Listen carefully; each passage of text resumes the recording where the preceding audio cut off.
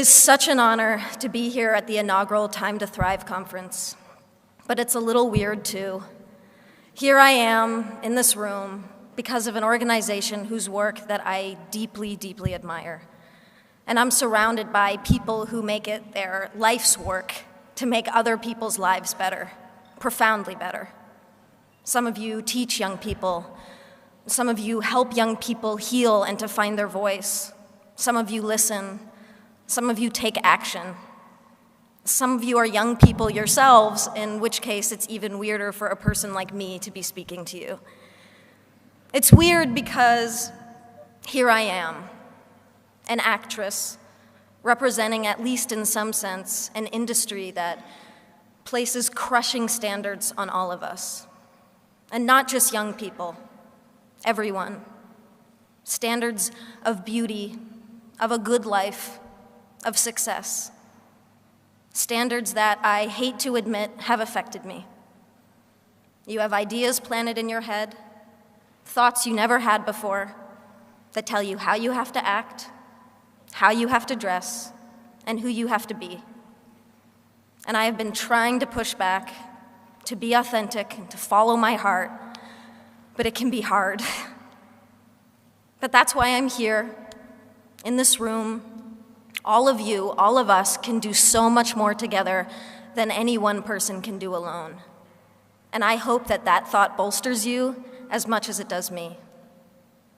I hope that the workshops you go to over the next few days give you strength, because I can only imagine that there are days when you've worked longer hours than your boss realizes or cares about just to help a kid who you know can make it.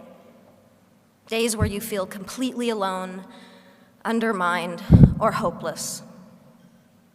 And I know that there are people in this room who go to school every day and get treated like shit for no reason. Or you go home and you feel like you can't tell your parents the whole truth about yourself. And beyond putting yourself in one box or another, you worry about the future, about college, or work, or even your physical safety. And trying to create that mental picture of your life, of what on earth is going to happen to you, can crush you a little bit every day.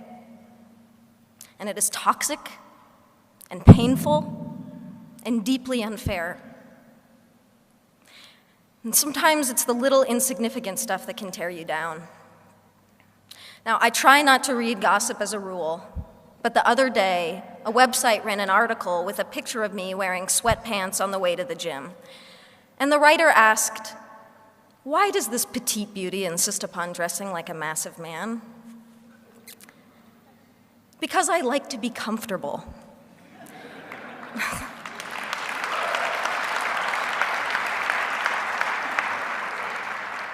There are pervasive stereotypes about masculinity and femininity that define how we're all supposed to act, dress, and speak, and they serve no one.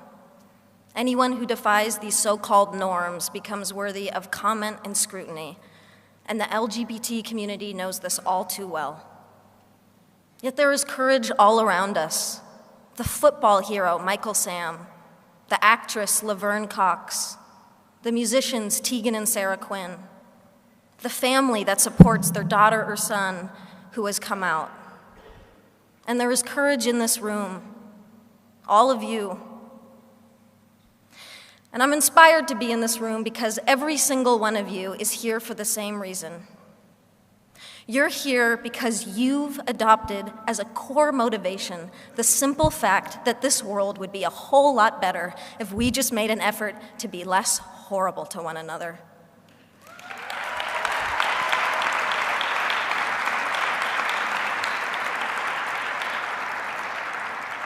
If we took just 5 minutes to recognize each other's beauty instead of attacking each other for our differences, that's not hard.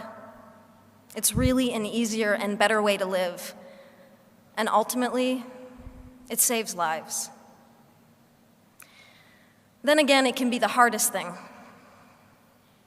Because loving other people starts with loving ourselves and accepting ourselves. And I know many of you have struggled with this. And I draw upon your strength and your support in ways that you will never know.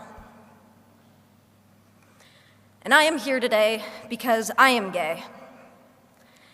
And because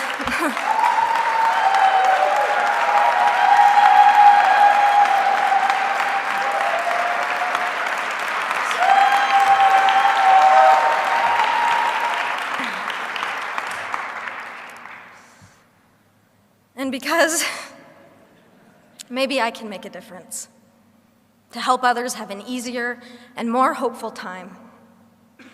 Regardless, for me, I feel a personal obligation and a social responsibility.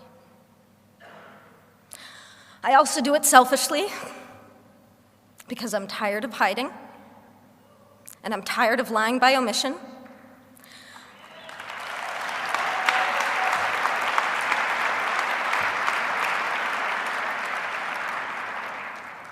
I suffered for years because I was scared to be out.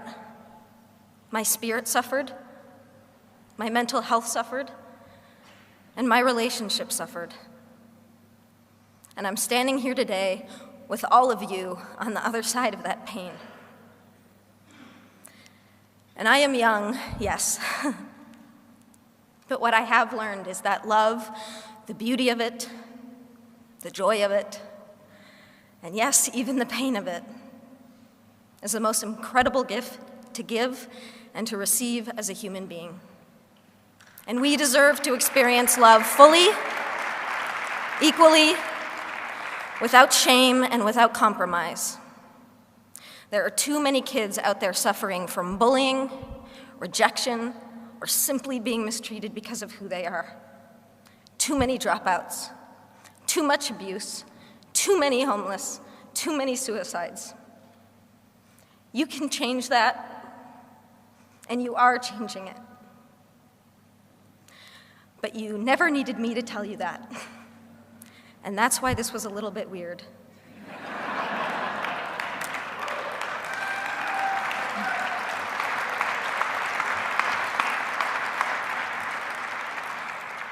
The only thing that I can really say is what I'm building up to, is what I have been building up to for the past 5 minutes. Thank you. Thank you for inspiring me. Thank you for giving me hope. And please keep changing the world for people like me. Happy Valentine's Day. I love you.